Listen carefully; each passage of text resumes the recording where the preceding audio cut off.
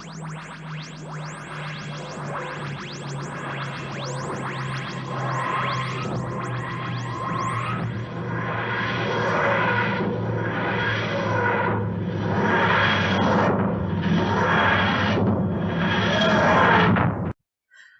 everybody, I'm Charlie from Dr. Wen, and welcome along to yet another daily Doctor Who YouTube video. It's Tuesday, and if you are a big fan of this channel, then you know what that means. I am back with another video where I rank all the episodes in a certain Classic Who story. Last Tuesday I did this for Doctor Who and the Silurians, all 7 parts, and the Tuesday before I did it for all 4 episodes of Spearhead from Space. Following on with that pattern of Season 7 Third Doctor episodes, stories, then today I will be ranking all 7 episodes of the Third Doctor 1970 TV story, The Ambassadors of Death. So yes, I think very highly of this episode. I actually did a review video of it yesterday. I definitely go and check that out if I were you. I'll set one of those cards for it here. Yeah, I really like this, and I really struggled to actually pick a bottom few spots because they are all really, really brilliant, honestly. I think this is one of the strongest in Season 7, and I think my top spot for this is actually the best episode overall in all of this season, although Inferno did have some ones that came in close, second, third and fourth. Anyway, let's get into this video, and I hope you enjoy. So, unfortunately, I had to pick a last place for this, and believe me, it was more difficult than you would ever imagine. I chose episode 4 to go in this spot. Now, this is still a brilliant episode. It's just not quite as brilliant as the other 6. Firstly, nothing much really happens. I think lots of people say that this one wasn't really, the story was too long and should have been 6, 5 or even 4 parts. I think it could have very easily cut out this episode and put the more important parts in episodes 3 and 5, which would become 4. I think that would have worked a little bit better. However, I still think this is a really solid episode actually. This involves the men rescuing Liz from falling off that bridge and capturing her. The Doctor finally figures out what that code means, and it's the instructions to build an electronic device. Liz also escapes that base that she's been taken to, but then she's recaptured by Tartalion, who is ordered to kill the Doctor but dies. The Doctor then volunteers to go into space, and we have a cliffhanger with one of those ambassadors kind of leaning over him about to kill him. So this also has a really good action sequence actually. This has, all those ambassadors kind of infiltrating Space HQ and unit headquarters, which I think was really good and a really entertaining watch. See, most of the stuff I'm saying about this is good, even though it's in my bottom spot, which is quite rare for me. I really like how we've also got more questioning in this, like, are humans the villains, are ambassadors the villains? We've kind of got that huge debate going on throughout this entire story, actually, not just the episode, but this is significant for, developing that plot point a lot more. The device is also built in this to control these astronauts, which gives the bad humans kind of the upper hand in the situation. It also has a lot of astronaut action, like I said, the unit and ambassador shootout. I really liked that as well. And it is also quite significant in a lot of plot points. For example, one of the main villains in this, Dr. Tartalion, actually dies in this, which I think was quite good because this was clogged with quite a few different villains. We had Carrington and Regan and Lennox. I think we kind of needed to get rid of one. So yes, I still really like this. It kind of lacks that, something that lots of the other episodes have. I can't quite describe it. In 6th place, then we have episode 3, the one right before episode 4, obviously, and again, this one is still brilliant, but not really much happens again. I think this is more important than episode 4 in terms of plot points. Still, I don't know, you could probably take this one out as well. Firstly, the main thing about this is the sort of reveal that the humans are actually good, and it's like a top secret government project that even UNIT isn't allowed to know about. I think that was quite a good plot development in the whole debate whether, who the actual villains are. Turns out it was actually a lie though, and those humans were the villains. But still, I think this kind of gives us a big sort of fake reveal as well. The plot does get a little bit confusing here with more and more villains being added like Regan. This does have a little bit of an action sequence, not as much as the first 2 episodes. It has Liz fighting those men on the bridge. I thought that scene was really good. Not as huge a cliffhanger as the others, but still pretty good. There are more plot developments with people like Carrington, Carrington's men kind of going around dumping those bodies and kind of going into Space HQ. They kind of sabotage the whole plan for the Space HQ quite a lot. I really like those scenes actually. And the spacesuit men, the ambassadors, are really creepy. This is like the first time we properly see them because they start to attack people. And this gives us more mystery because we've got like new type of radiation and beings that are feeding off the radiation. We don't really know much about these beings yet, and it's really interesting to see them. In 5th place, then, we have the final episode in this story, episode 7. Lots of people think this is the best episode in the story. I respectfully disagree. I think all of these episodes are really close together. I don't think it quite reaches the heights that these higher up episodes do. The main plot of this is Regan stops Carrington from shooting the Doctor, who order him to create a device that can speak to the ambassadors. He tells them it's going to be okay, and they're going to start the trade with those aliens. The aliens giving back the astronauts so he can give back the ambassadors. And the Carrington's intentions are finally revealed so that they can sort of the first people to make contact with alien life. And I don't know, it's quite a nice summary to this huge 3-hour-long story. I think it pays off quite well.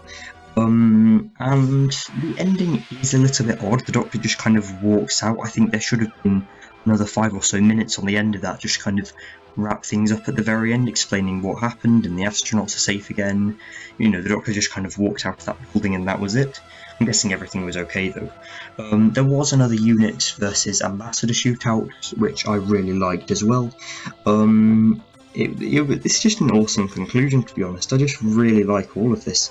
Final action sequence with the humans as well is pretty brilliant, and we actually question whether Carrington will be stopped or not. Lots of the Third Doctor stories, we don't really know. We actually questioning whether the Doctor will save the day. This is quite prominent in Inferno as well, and we do question towards the end, the start of this ending episode, whether humans are actually good after all. So at this point we've kind of decided that they're bad. So I think this was a really good episode, not best in this story, but still pretty solid. In 4th place we have episode 5. This was a very, very good episode. It's kind of, somewhere in the middle of this, and it's really good. The plot of this mainly is that the astronaut escapes Space HQ. Carrington tries to stop the launch that the Doctor has volunteered to go on, and Regan's men add M3 to the rocket that the Doctor's in, making him almost die, but he doesn't, and then we have liftoff, which this was notable for being one of the first times the Doctor had been into space since Season 6, since the War Games and the Space Pirates, which was really cool actually, because he was on exile and he went to space. This would have been really exciting, and I think it was downplayed a bit, the fact that he was actually going into space. The Doctor didn't seem to make a big deal out of it, even though it had been multiple years since he'd been to space. Was some more sabotage of this plan by Regan's men, which I really liked, with the whole M3 variant in fuel. There's not much action compared to previous episodes. That's because it mainly focuses on the Doctor's flight into space. This is also really intense because there's lots of these ambassadors actually on the loose, and it just shows how bad Carrington can be because he actually tries to stop the flight. Thankfully, he only attempts to and doesn't successfully work, but yes, I think by this point we've kind of solidified the fact that these humans are the villains. In 3rd place we have episode 1, the very first episode of the Ambassadors of Death, and straight away this defines everything the episode wants to be. In pretty much the first few minutes, the whole plot seems to just start instantaneously, and it's just brilliant. We start to hear these sounds, we have that shootout in the warehouse between UNIT and the humans, and we have a cliffhanger where Tartalium pulls a gun on the Doctor, which I wasn't expecting. I didn't really know that Tartalium was going to be a villain at this point, and he's quite a good villain actually. He did die in episode 4, like I said. The main thing I love about this episode is that whole shootout sequence between UNIT and those bad guys. I thought it was really good and it worked so well. It was just brilliant. It was the first time we had a proper action sequence like that since War Games, pretty much. This is a really engaging story as well, and it's really impressive the writing that went into this, because we have a really engaging story without even seeing a villain yet. It's just brilliant. Like I said, this has incredible action, and it just shows how frustrating exile can be for the Doctor.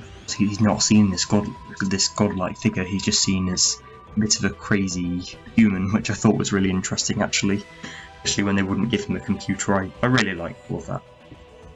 In second place we have episode 6. This is the penultimate episode of this story, and it is sure brilliant. It's purely brilliant. I love this. Like I said, all of these episodes are really close together. This actually has a significant leap from episode 1 in terms of quality. Part of this is mainly that the Doctor enters this spaceship that he sees. He finds the astronauts on the ship who think they're on Earth in quarantine. The Doctor promises to bring them back if the ambassadors are sent up.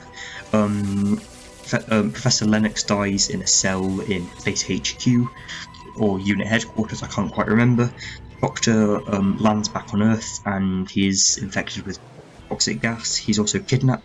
The Doctor starts to build this device in an underground base with Liz Shaw, and then Carrington eventually points a gun at him. The main thing I love about this episode is that we find out about this, and it's the first time the Doctor goes onto a spaceship. The spaceship isn't the best design, and it has pretty terrible CGI in terms of the rocket and that spaceship. I don't think it was the best, but then again, this was 1970, over 50 years ago, so I do put that a bit of slack. We find out a lot about, like I said, the astronauts on the spaceship, how, you know, that person who's in charge of the ambassadors kind of wants to trade, you know, the astronauts sent back down for the ambassadors being sent back up. I really liked that, and I love how this becomes less earthy here. This does mean a little bit less action, but like I said, I'll cut that bit of slack as well, because an ambassador in this also removes his helmet and we see that kind of blue sticky face, and I thought that was just really good. Really creative creature design, and yeah, I just love every part of this episode.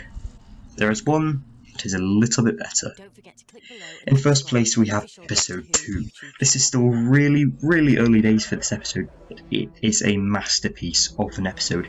If you asked me to rank all individual 861 Doctor Who episodes, which I would actually probably do if you asked me to, it's my challenge now, I want to do that by the end of the year, I would put this at least in the top 20. I wouldn't say 10. I think there are some New Who episodes that are a little bit better than it.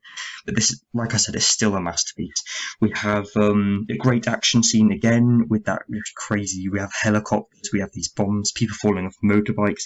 It's just insane. The Doctor uses a gadget. Finally, he uses that anti-theft device to attach those bad guys to his car, which I really like.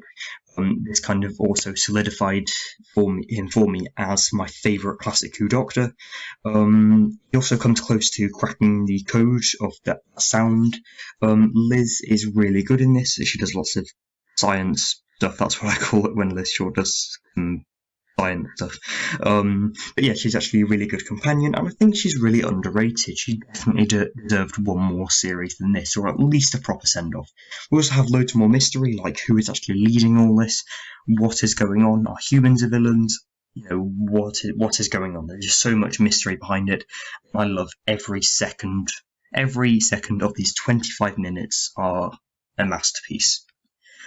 So I hope you've enjoyed this video, everybody, and stay tuned for tomorrow's video. Hope you enjoyed.